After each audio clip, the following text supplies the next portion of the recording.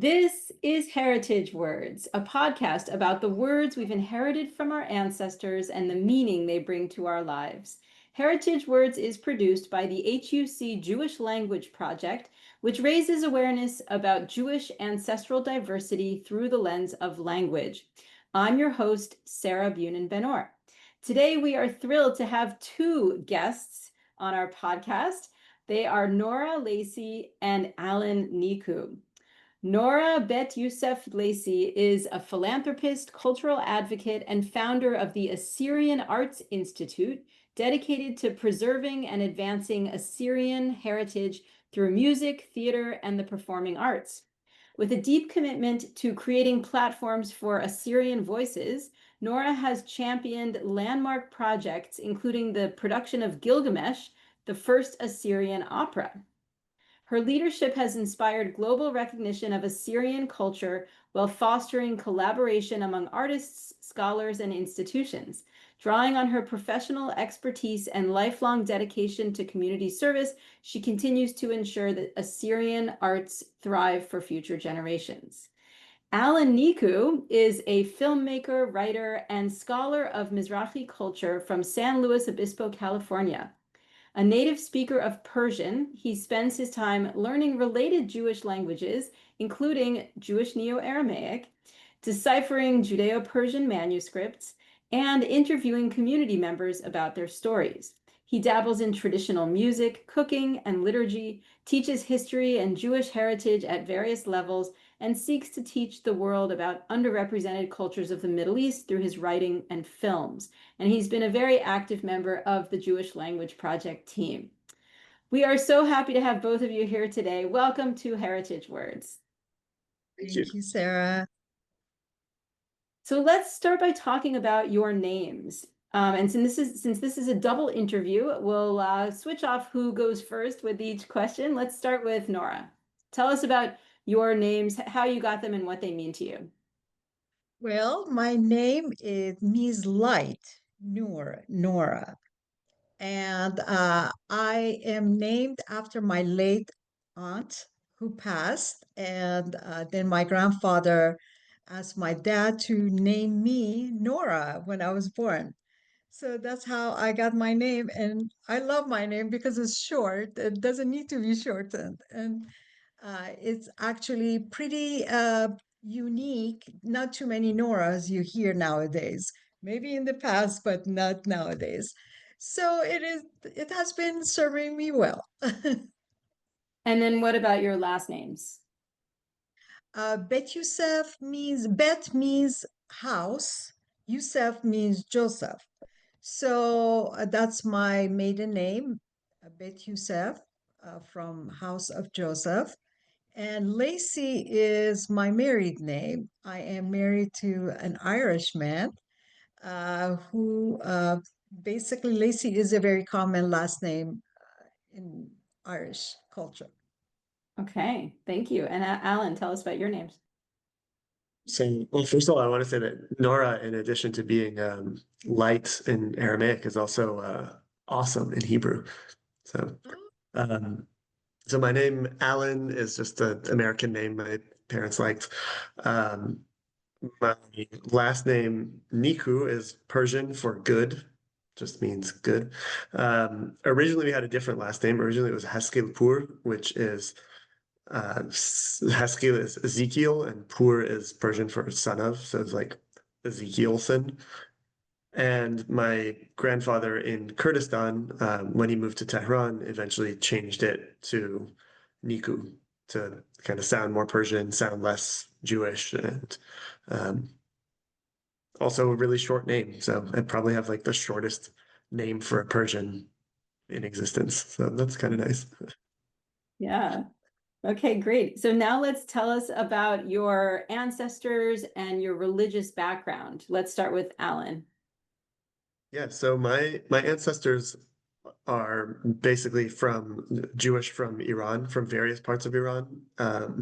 I've traced it to like many cities all over the country. Even though my grandparents, 3 out of 4 of my grandparents were all born in Tehran, but their grandparents were all born all over the place. And my dad's dad was born in Sanandaj, which is in Iranian Kurdistan. And so he was from as far as we can tell, a line of kind of like Hachamim, kind of Jewish scholars, and kind of what we would call a rabbi today. And he was from the Aramaic speaking community. The Jews of Sanandaj were Aramaic speaking Jews. And they also spoke Kurdish with the local Kurds. They also spoke Persian because that was like the national language. A lot of them learned French also. So very multilingual Jewish background. Nora, how about you?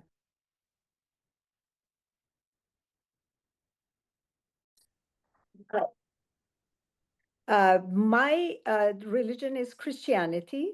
I was born and raised in a Catholic family, but then I switched to Church of the East, which is a Syrian a Catholic version of Church of the East is also Catholic, but the Eastern version of Catholicism instead of Western. Uh, and most Assyrians are, from Church of the East. So that's what I am. And yeah, we are born and raised as Christians and very proud of it. So Nora, where were you born? I was born in a city called Abadan in Iran. It's in south of Iran, and I lived there till I was 15 before I moved to United States. Yeah. And is that in the Kurdistan region? No, it is in a region called Azerbaijan. And no, I'm sorry. Uh, I am 63 years old, so it has been a long time from the time I was 15. It is, no, it's in the southern region. Azerbaijan is north. That's where my parents are from. But I was born in Abadan, which all the oil companies and refineries of Iran, most of them are there in Abadan. And my father was the attorney for oil companies. So that's where he was stationed, and I was born and raised there till I was 15. So where in Kurdistan was your family from, Nora? My family was from Azerbaijan, which is north of Iran and northwest of Iran, uh, in a city called Urmi.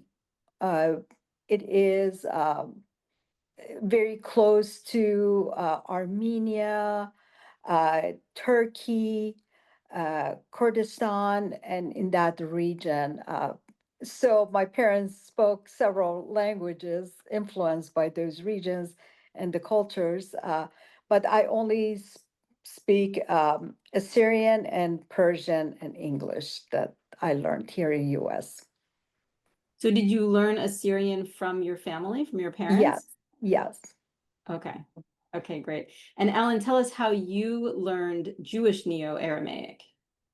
Yeah, so I grew up as a Persian speaker, but I became very interested in the language that I knew my grandfather spoke before he died. And we have a bunch of relatives who speak that language and family friends who speak that language. So I'd hear it at family gatherings, and I always found it interesting. And I found out that it's like Aramaic, which is very related to Hebrew, and it's in like a lot of the Jewish prayers. And so I felt like I kind of knew what it was supposed to sound like. And so I started learning from family members. I would ask them how to say things, and I eventually like found a book of Jeffrey Kahn's book, which is like the linguistic Yeah. description of that dialect. He actually wrote one for like each town. And so I kind of learned off of that, and then I learned from other family members, and I corroborated. And over a couple of years, I learned the dialect. So it is, you could say it's Assyrian. It's very similar to like the Christian Assyrian dialects. They're all dialects of the same kind of Assyrian Aramaic family, which I guess we'll Right. find out more about here. So let's talk about the names of that language. So do you both refer to your language? I guess, sorry, let me rephrase that. You refer to your languages with different names. So Nora, you call it Assyrian, and Alan, you call it Aramaic or Jewish Neo-Aramaic or Hulaulá. And tell us about your preferences for the names and what you would refer to the language as if you were actually speaking the language. Let's start with Alan. Yeah, so we have like there are actually a bunch of different terms that depends who you're speaking to, so it gets kind of confusing. So I grew up hearing the language referred to as Kurdi, like which means Kurdish, which is a misnomer, right? There is a Kurdish language that's an Indo-European language. It's not this Semitic Aramaic language, but that's what in Iran, like in Tehran, that's what they would call it because the people who spoke this language came from Kurdistan, and so they just called it Kurdish. It's like what the Kurdish Jews speak. So that was like a confusing thing there. And then when you're speaking the actual language, you'll usually refer to it as Lishana Noshan, which means our own language. Um, and then there's also the term Lishana Hulaulá. Lishana just means tongue, like Lashon in Yeah. Hebrew. Um, so Hulaulá means Jewish, and so or Judaism. So that's another name for it. And then, yeah, if I'm speaking more to like Americans, maybe I'll say Aramaic, or if I'm talking to more academic people, I'll say Jewish Neo-Aramaic of Sanandaj, because all these dialects are different. So they're like 5 different names, and I kind of have to code switch depending on who I'm talking to. And what about you, Nora? Well, I personally call it Assyrian language, but I know the scholars call it Neo-Aramaic. Uh, I can go either way. It's fine with me. Yeah. What do you call it when you're speaking the language? Assyrian. Is it like Assyrian language. in Assyrian you call it Assyrian? Yes, I do. People in my community call it Assyrian language, yes. Cool. And they insist to be called Assyrian language. That is interesting because there was a lecture that they were encouraging us to call our language, our mother language, Assyrian language. So, but I know scholars, Assyriologists, they all call it Neo-Assyrian language, Neo-Aramaic, Yeah. I'm sorry. Yeah. Yes. No, my question was what is the word in Assyrian for Assyrian? Like do you say Ashuri or something like that? Surai, Surai. Surai, Okay. yeah. Lishana Surai, Mm. yes. Okay, now we aren't going to do an entire episode about mutual intelligibility, but I want to just do a little bit of that. Nora, would you just say a few sentences in your dialect of Assyrian, and then Alan, see if you can understand it? Oh boy. Shlamaluch Allen, Kepuch Spaila, Berdayen, Minocham Zumen. Yeah, that's tough. The Ah, beginning, I guess, Shlamaloch is the hello, right? yes. Can you say it one more time? Shlamaluch Allen, Uh-huh. Kepuch Spaila, Okay, your how head, are something about your you? head. How are you? Okay. Yeah. Yes. Uh, then I said, I hope it's nice meeting you, basically. Okay. Which was what? How do you say that? Uh, Berdayen, Biurbit Paken. There's so many ways to Yeah, say I it. get I don't know which way I said it.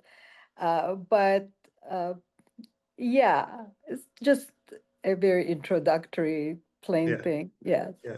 Interesting. Yeah, it's pretty different, but um, yeah, it's also not my first language, so.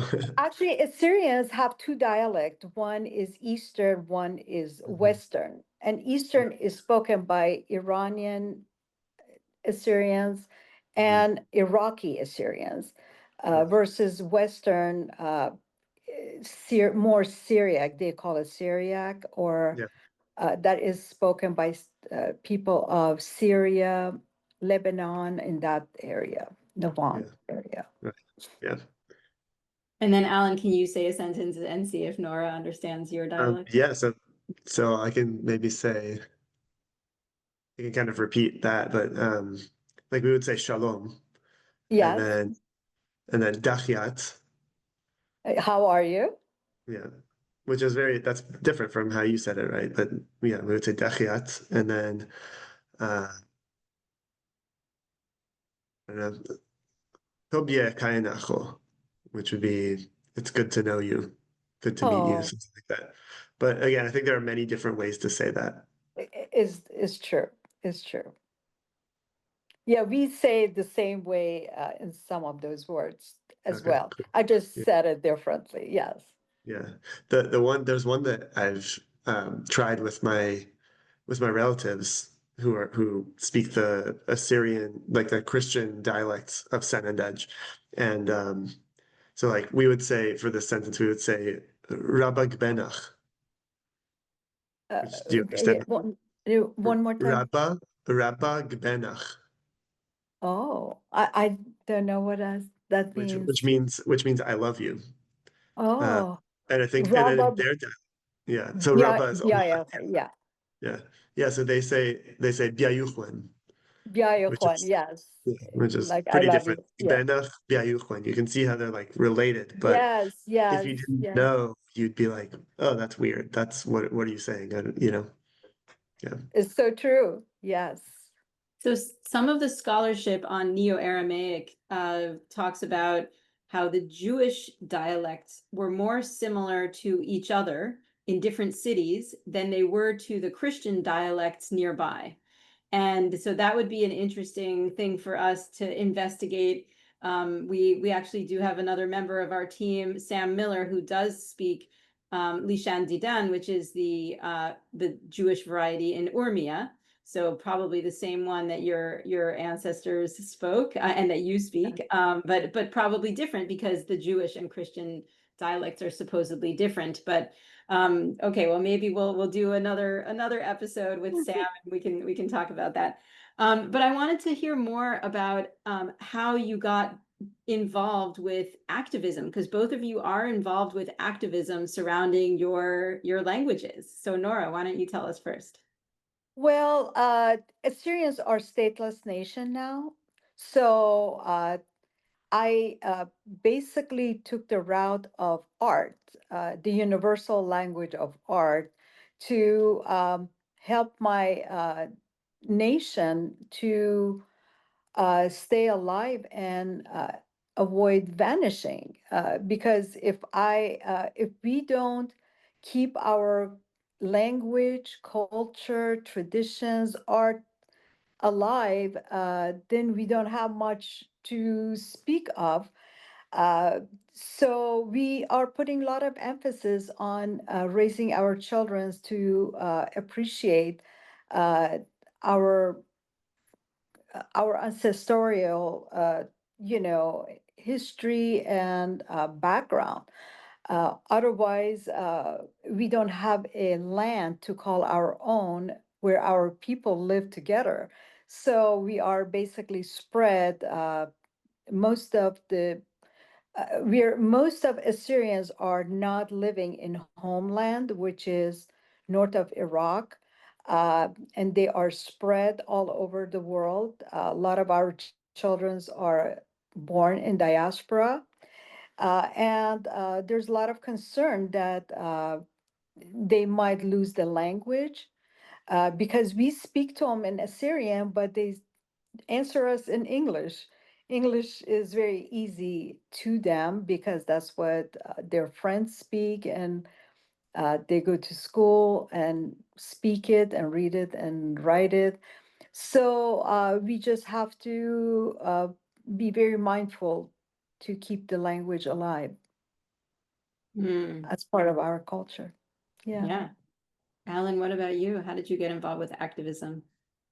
It's kind of similar. I mean, I think in terms of the Jewish dialect, it's a similar story, but maybe like a generation or two further in that language loss. in that like my I don't know that my older relatives who speak this language who are maybe in their 70s, even they don't know it as well as their parents did because a lot of them grew up in Tehran or they grew up in Kurdistan when it was already being kind of like the language was changing. And so it's even like there are very few speakers of these languages, of the Jewish dialects. I think my dialect is actually the most spoken, and there are a few thousand speakers. It's possible that because I learned it, I'm the youngest speaker, which is, there's nobody really in their 20s or even 30s who like really knows this language.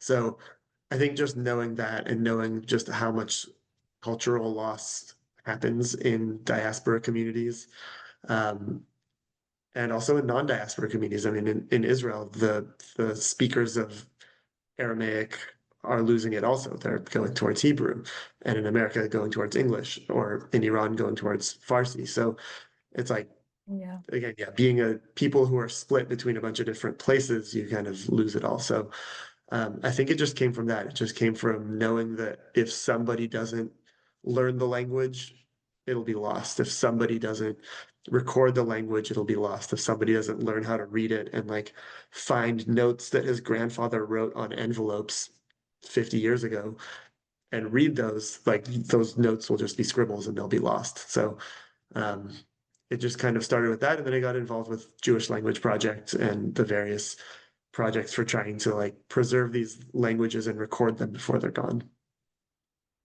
And Alan, you're also involved with the arts in your filmmaking. Can you say a little something about how you incorporate language into that, including your series of short videos?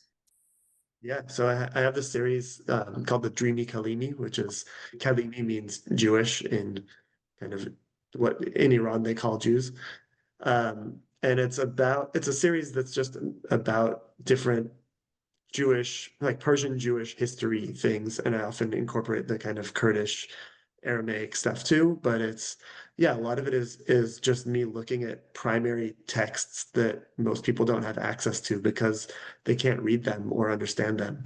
And because I'm able to, it's like I read them, I think there's something cool in there, and I want to tell the world about it. So it's often language based. It's often like me tracing etymologies of some word that people are familiar with from Hebrew or from Farsi through all the other languages that also use this word and how it's evolved over time. And um, sometimes it's about customs that are also on the verge of disappearing that I want there to be a record of. So it's just kind of flavor of the week, whatever I think of that week of this is a cool thing to write about, to tell people about, um, try to make a funny video about it to get out to the masses. And one of our other podcast guests actually mentioned that series, Alan, as what inspired him to start documenting his grandmother's Right. Judeo-Tui That's very So cool. yeah, that's our interview with Ashton Cahen. Yeah. And so, I just got an email from him. I have to read it. oh, great. Okay, perfect. So Nora, what about you? Tell us about your involvement with opera and the arts in general. What are some specific projects you've been involved with? Well, yeah, we started the organization 10 years ago. No, actually 8 years ago now to think about it. And so we started small, which is normal. And now we are producing a full opera based on the Epic of Gilgamesh, which is the very first story in human history. A lot of story, like Bible stories or Homer's Odyssey, they all came from Epic of Gilgamesh. So we thought because it's Mesopotamian, it's from my ancestors, it is going to be the right story to tell. And actually, we have deities, we have gods that are speaking Akkadian, which is a language that precedes Aramaic in our culture.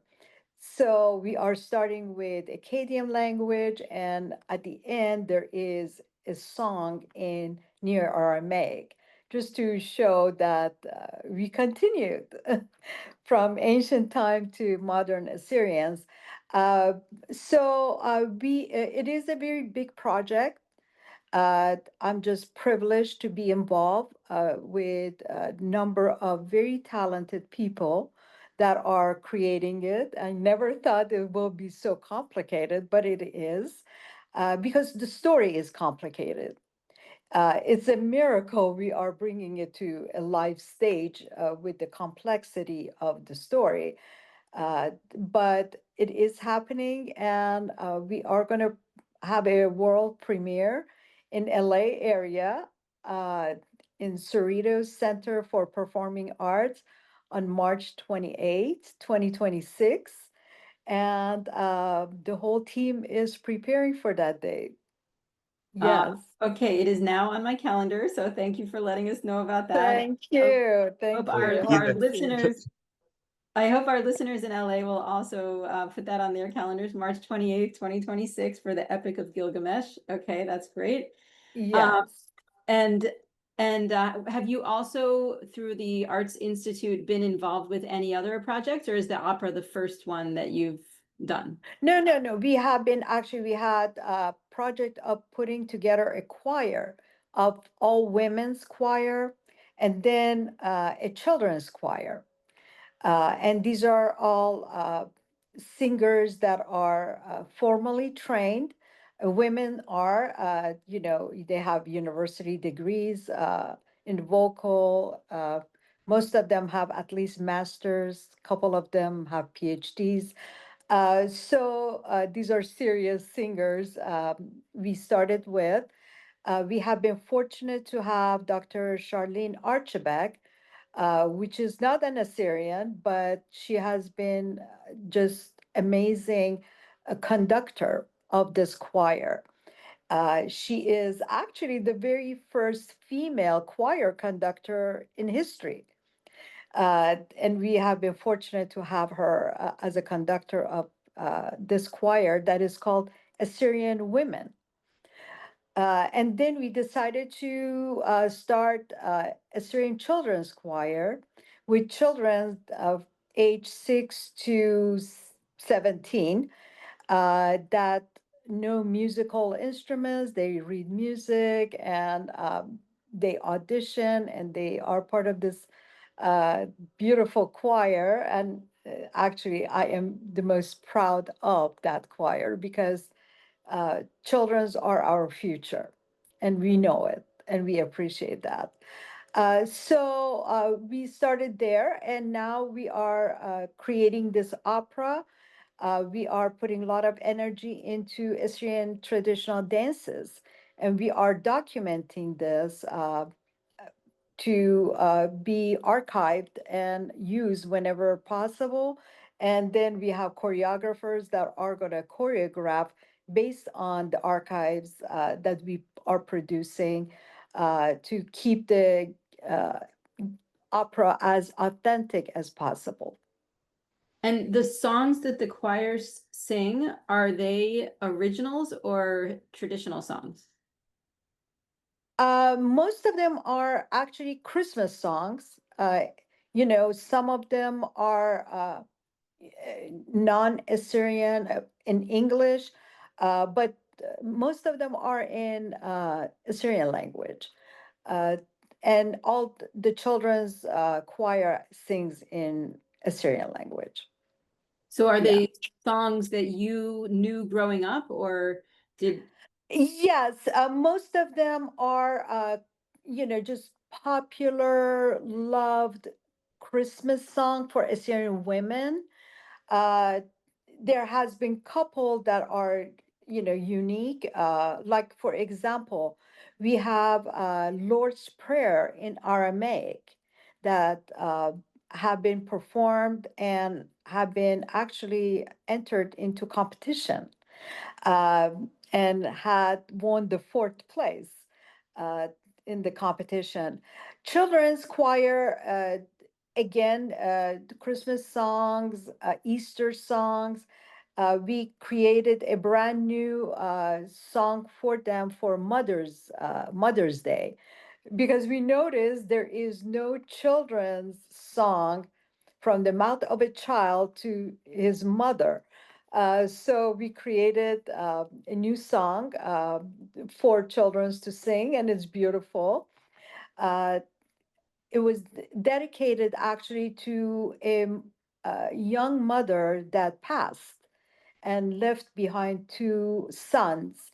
And so that is in her memory, that's particular song. Yes. Hmm. So it sounds like some of the songs were traditional songs or songs that you knew before, and Yes. some were written or commissioned specifically for this group. Yeah. What about in the opera? Is any of the music in the opera traditional music, or is it all composed recently? It's composed recently. Even there are traditional dances with music that supports those traditional dances, but the music is new, is composed for the opera by the composer, but has Well, the same rhythm and is authentic. We put a lot of energy in authenticity of this opera, so the sound is going to be very unique, which is going to be a blend of traditional Assyrian uh, instruments with Western symphonic orchestra combined, and it's beautiful. It's a beautiful combination. mm, I love Yes. that. That seems to be a trend in language revitalization, that Yeah. people combine songs from their tradition with more contemporary forms. And in your case, classical opera, but in the case of a musician in a duo in Israel that is actually called Hulaulá. Oh, They have they have an album called Hulaulá, and it is songs in Jewish Neo-Aramaic from Sanandaj and Bijar, Iran, where their families are from. But they actually had trouble finding music, and so I think they used some actual music, and then they made their own music based on poetry in that language, or even just commissioned new music yeah. in Aramaic. And Alan, any thoughts about all that? Well, I was gonna, they also, that group also took some like Persian pop songs and translated them or had them translated into Neo-Aramaic and Wow. performed them. Yeah. But their music is also very contemporary, like rock Very and like hip dance hop and influences, yeah. yeah. And so I think that's a very important trend in language revitalization, because it helps to make the language more contemporary, because people Yeah. think of these languages, if they're endangered, as being old fashioned, but bringing them to the public with these modern musical forms helps to make them more contemporary. Correct. Yeah. There's something that when I'm interviewing speakers of really any of these languages, I always think about how there's plenty of data about how to speak in the past tense in these languages, because all the questions they're ever asked are, tell me about your childhood, tell me about, everything about this language is in the past. But we also need to learn the future and the present tense. So then you also have to ask, like, okay, what about today? What are you doing? What are you doing tomorrow? What do you hope for the future? That kind of thing. And I think it's the same with let's say music or with revitalizing. You like, it's part of it is finding old songs, old translations, old things that exist that tell us how the language was. But then you also, like, I think it's very valuable to take like a modern pop song or the Star Spangled Banner, I don't know, and like translate it into your language, because then now it's American, right? If it's the national anthem or whatever it is, it's suddenly accessible for the young people. It's something there. Um, I don't know, it's cool. It's like there's actually a version of the song Shalom Aleichem, which is like a kind of classic Friday night Jewish song that this singer did I think in Lishan Didan, in the Urmia dialects. And it's Shlama Aleichem, right? Is Oh, the it's on YouTube. It's like a cool thing. And he does the same kind of Ashkenazi American tune that most Americans are familiar with, but then he does it in Neo-Aramaic. And I think that stuff is important. It's cool. I'm very excited for this opera, and I don't think I've ever Oh, said that before. thank you. Thank you. We are too. I hope you can come and see it. Absolutely. And also, another aspect of language revitalization is organizations. And Nora, you're involved with this organization of the Institute, the Assyrian Arts Institute. And I know there are some other organizations that advocate for the language. Have you been involved with any of these other organizations that advocate for Assyrian language? Yes, actually, we are very close partner with an organization. Actually, it is an academic chair called NINVE Academic Chair in Salamanca University in Spain. That the dean is a linguist of our language and Hebrew as well. Jeffrey Hahn, he as well, he comes to the symposium of Nineveh Chair as well. Alan mentioned him and his book. So yes, language is very important to us. It is part of our culture and traditions and heritage that we have to preserve. Yes, and also I know there is some interaction between Christian and Jewish language activists for Aramaic/Assyrian. Do you know if the Nineveh chair has any connection to the Jewish varieties as well, or just focusing on Christian? Uh, I cannot speak for them. I focus on art, and I just recently started working with them because they wanted to see art presented, Assyrian art, in their symposium. So in 2023, we went to Spain and did a music concert for them, and that's how I met them. And so it is a recent relationship, but I'm very optimistic. So far I agree with everything they do, and I'm sure our relationship will grow. That's But great. I know that they are also have study program for Hebrew in addition to Neo-Aramaic. Yes, Nora, do you consider Assyrian to be endangered? yes, yes, Do you know any young people who speak it? yes, I do, especially lately.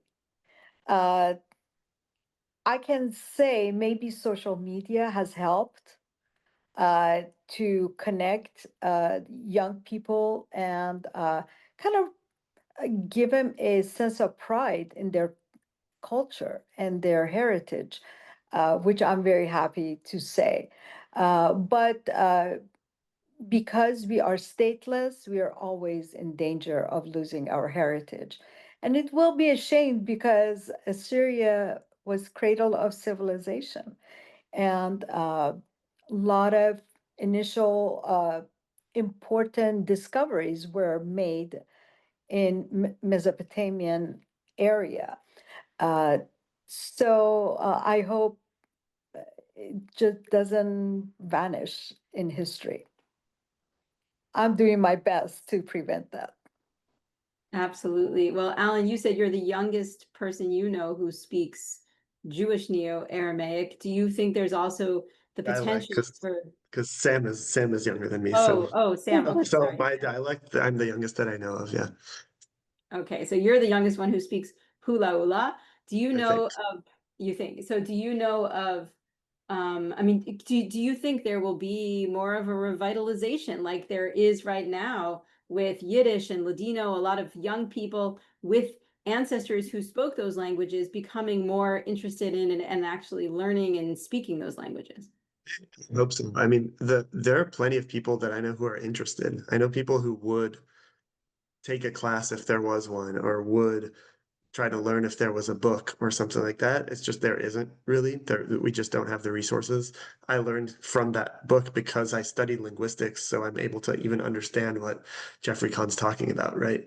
But a regular layperson who hasn't studied linguistics, it would be gibberish to them. So it's like I know people who would want to. I definitely know like people who I know like a singer who is of the same heritage as me and she wants to make some music in the dialect. There are things like that.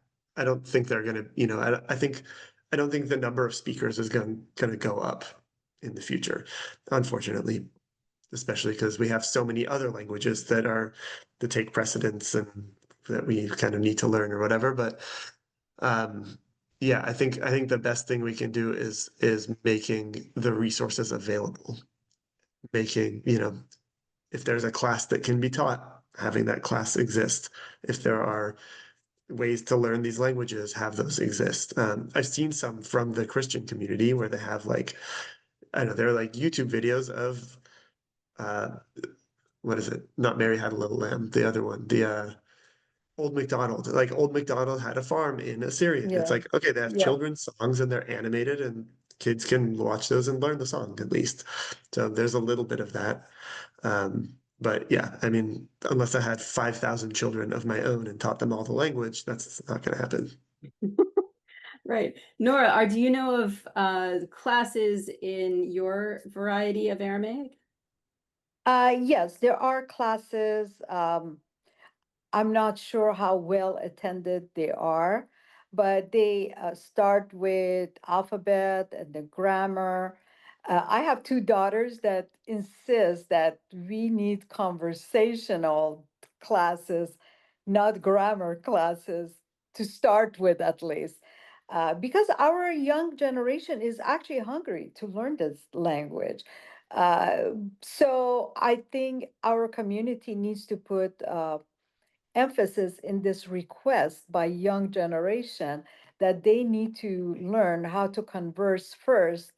um, Even if they make a mistake grammatically, that's fine, as long as they're interested to learn, and then bring them into more formal training of the grammar and reading and writing and stuff like that. So I'm hopeful that somebody will do that before it's too late. Yes. Yeah. So are these classes that you're talking about in the Bay Area? There, I believe there is classes in Bay Area, definitely in Turlock, uh, and in cities that have, Assyrian communities like LA, Chicago, Sweden. That's where, big population of Assyrians live. Sweden, interesting, because they are Yes. really good with minority languages there. They Yes. have funding for minority language education in Sweden, based on the European Charter, but Sweden in particular has been really good about that. Yes. Yeah, we have 120,000 Assyrians living in Sweden. So I know that they are very happy there. Mm. Yeah. And what about online options? Are there also classes online? Yes, there are. I cannot speak personally about them because I don't check them. And I have raised my daughters. They're both, uh, out of the nest. They're married. They have children. So I don't check to see what is out there lately, but I know that the interest is there with young generation. And so you said that you spoke Assyrian to your children. Do Yes. they speak it to their children? No, they can't. They insist that I speak it to my grandchild, soon to be three grandchildren now. Uh, my both daughters are pregnant and they're gonna have babies. Uh, because they don't speak it. They heard it, they understand it, when we conversed within, me, my mom, and my, family converse in Assyrian, they understand what we're saying, but they don't have enough practice speaking it. So they answer us in English. That's where they are. Yeah. So now I want to turn to heritage words, which is the next step in that process of language shift from Assyrian or Hulaulá to English, or to, I guess, Farsi and then English, in the case of both of your families. So tell us about words that you continue to use. Alan, let's start with you. Were there any words from your ancestral language that you heard from your parents who didn't speak that language? So in Aramaic, Yes. so basically no. We didn't really like my parents don't speak it, and so there's like there's one word which was the word for an ear, which is nahala. Um, that's what my dad taught us. That's like the one word he knew, and he wouldn't use it if he was just talking about an ear, but he would like use it as a like, hey, this is like the word I have from our like Sanandaj heritage is nahala, which I think is probably because his father would tell him to like listen up or something, right? Like listen. Um, and so that was always like a word we had as like a pride word, but we wouldn't really use it. Um, yeah, it's really weird. It's like unlike what Nora's saying that like the grandchildren or the children understand it, but they don't speak it back. That happened earlier. So like even my dad doesn't understand the language. Um, and we have a hard enough time getting like young people here in LA to like speak Persian, even to speak Farsi, much less to speak Aramaic. So yeah, so on heritage words, we didn't really have those. I've started to introduce them a little bit. Like my brother is interested, so I'll use them with him sometimes. So like I don't know, for like Rosh Hashanah, the new year, we'll call it like Resh Shata, like the which is the same thing, Rosh Hashanah, Resh Shata, but it's We in call it Rishita. Rishita, yeah, Yeah. same thing. Or I'll turn to my brother and I'll say uh like Eloch Brichtahavya, which is may your holiday be blessed. Yeah. Uh, I'll say that for like on Passover or on whatever, any holiday. I'll say things like that. And he's kind of learned some of those phrases. So we'll say those to each other. Or Shatachun Brichtahavya, may your year be blessed. We'll say those kind of holiday greetings. And I think my parents now have kind of like heard us using those, so they kind of know what it is. And there's a little bit of that. Obviously, there can be so much more, but I think holidays are easy ones to kind of to do that with.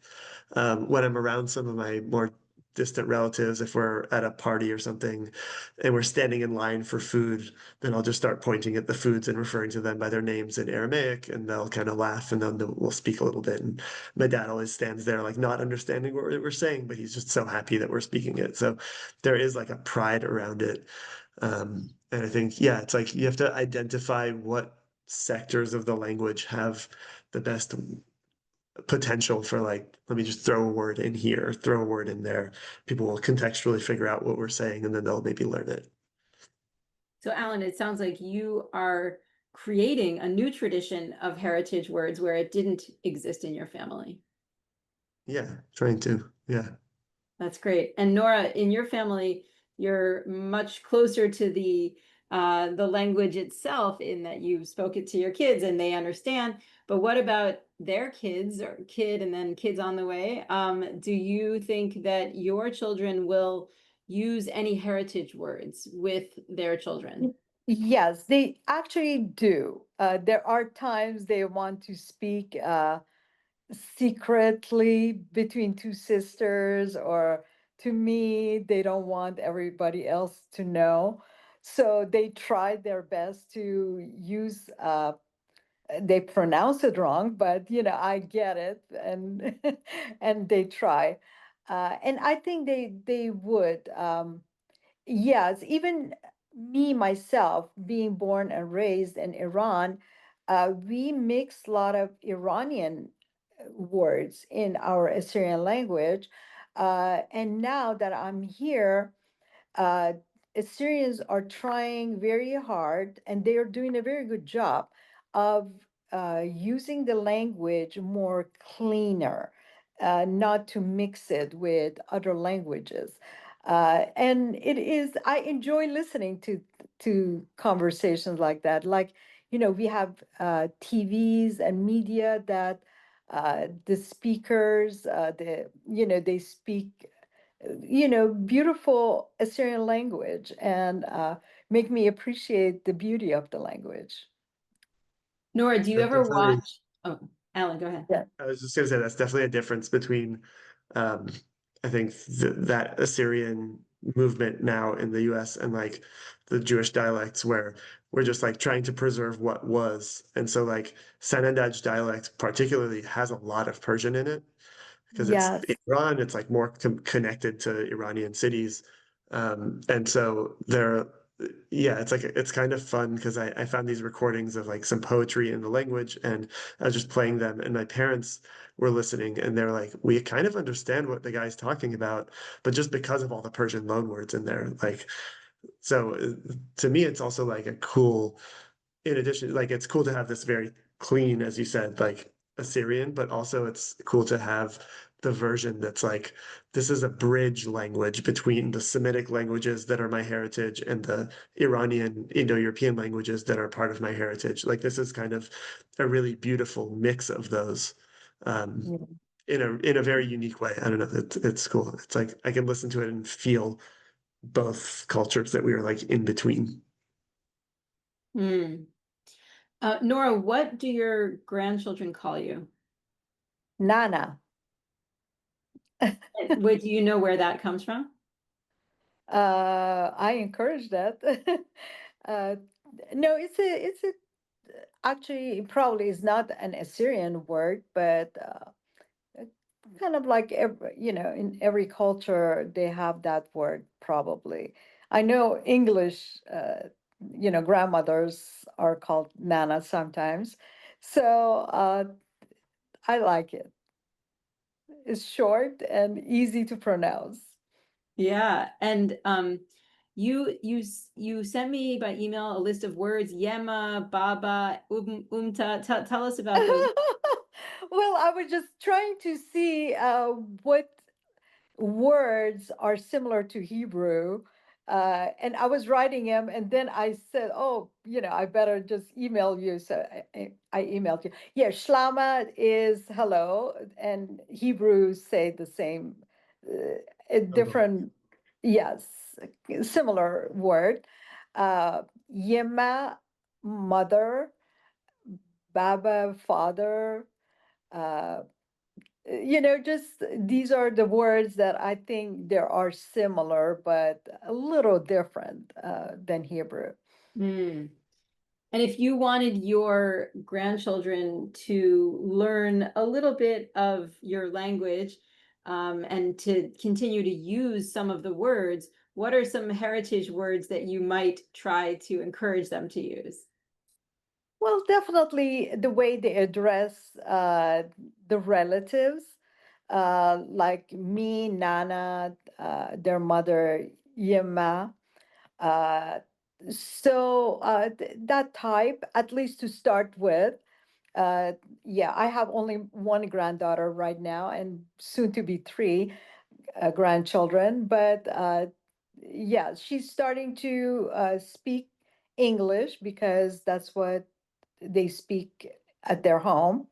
Um, but my daughter is very insisting that I just record stories, record songs, and send it to her so she can have her daughter listen to and learn the words. Uh, yeah, she lives 45 minutes away, so I cannot see her every day. Versus my sister, she is a new grandma, and she is babysitting her grandson, and for 2, 3 hours a day, and she insists that the grandson speaks Assyrian language, and he does. So now he speaks it, he understands it way more than my granddaughter that lives far, and I don't babysit her that often. Yeah, Yes, proximity is really important in intergenerational transmission. absolutely. Yeah. Wow. Well, Alan and Nora, you are both doing so much for your languages, which are part of the same language family. And even if they're not mutually intelligible to each other, they're similar enough that they have a lot in common. Yes. And thank you so much for all that you're doing, both for intergenerational transmission and for raising awareness about these languages through the arts and through your activism. Thank Can I? you. Thank you for having us. Yeah. Thank you. Alan, yeah, go ahead. I had one other thought, and I also want to like try one more sentence with Nora. Yeah. Can we do that? So one thought was like in trying to determine what's good for heritage words, what I found really helpful is that in the Jewish community in the US, we have this like proximity to Ashkenazi Jews who have been here much longer than us and have like they've already kind of put in their own heritage words when they speak English.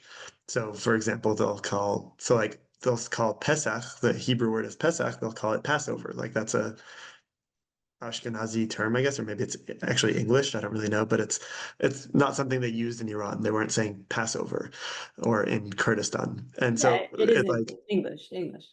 okay, yeah, but like we get to kind of determine, oh, that's a word that they're using that's like specifically called Jewish, and like, well, if we're Jewish too, then we can kind of like, what's our word for that? And then it's like, oh, Passover is called patire, and so, oh, maybe you can throw that word in, right? Or they'll have a yeshiva, which is Hebrew, but it's like a word that's used in Jewish English. And then we could say, oh, well, what did we call a yeshiva? And you find out it's karaula, which means uh, like readingness, a place where you read. So that's kind of like because of that proximity to another more established American Jewish community, it's like that actually helps almost create parallels to what their words are to have like a maybe in a couple generations we'll be speaking a Jewish English that has Aramaic, Neo-Aramaic words in it, um, which I think is cool. And then I wanted to try one more sentence with Nora and see if Okay. she. Okay, so it goes. This is like what you say at the beginning of a story, but it's Hitva Litva bish ilha. Sorry, min ilha bish pir hichkas Litva. None of the words I understood. Okay, well, Unfortunately, what did you say? so it's Hitva Litva, which means, Oh, um, Itva Litva. Yeah, yeah, we there. say Itva It's like Litva. it's like we had, there was, and there Yes, wasn't. yes, yes. Min ilha Uh, bish oh, pir hichkas Litva. Hichkas, it's Persian. It's Persian, Hichkas, yeah. like nobody Hmm. was there. Yeah. Uh, the one before that I couldn't understand. Okay, so it's min ilha. Min is from or than, Yes. and ilha is God. Oh, yeah. So Allah. min We call God ilaha. Allah. Yeah. Yeah, so we kind of contract the words a little bit. Yes, Um, yes. so min ilha, bish pir. Bish is Persian and Kurdish, which means more, and pir is old. So min ilha bish Okay. pir hichkas litva. There was nobody older than God. Okay. And Okay. that's how you start stories. You Yeah, say hitva Pir litva. is also Persian. Yes. Yeah. So Yes. see, we have all this Persian in there, but Yes. uh, yeah. So we say there was and there wasn't older than God. There Nobody was what nothing. there was nothing, and then you start the story. Yes, I agree. Nora, is there a We can all comparable agree on that. right? Nora, is there a comparable way to start a story in Assyrian? Uh, I never, yeah, I haven't done this for a long time, tell story for my kids, but yeah, I remember I used to say Itva, Litva, I started with that, and then the story itself. Yes. So Yeah. now this is coming back to me again. That's very good. Yes. Yeah, you can use that with your grandchildren if you tell them the story. That is definitely something I need to say to my granddaughter. Yes. Excellent. Well, Alan and Nora, thank you so much for being on the podcast today. Thank you, Sarah. It was very nice meeting you and Alan. You too. And we'll see each other in March, hopefully. Yes, At definitely. at a night at the opera. Yes. Thank you. Thank you. Bye-bye. Heritage Words is a partnership of the Hebrew Union College Jewish Language Project and HUC Connect, supported by tax-deductible donations from listeners like you. I'm the producer and host, Sarah Bunin Benor.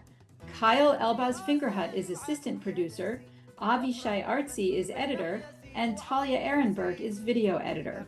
The music is from Maurice El Medioni's French and Algerian Arabic album Café Oran, featuring the Klezmatics David Krakauer and Frank London, courtesy of Piranha Records. This podcast is one of the many ways the Jewish Language Project raises awareness about the diversity of the Jewish people and the phenomenon of heritage words. We also have online crowdsourced dictionaries where you can find the words mentioned on the podcast.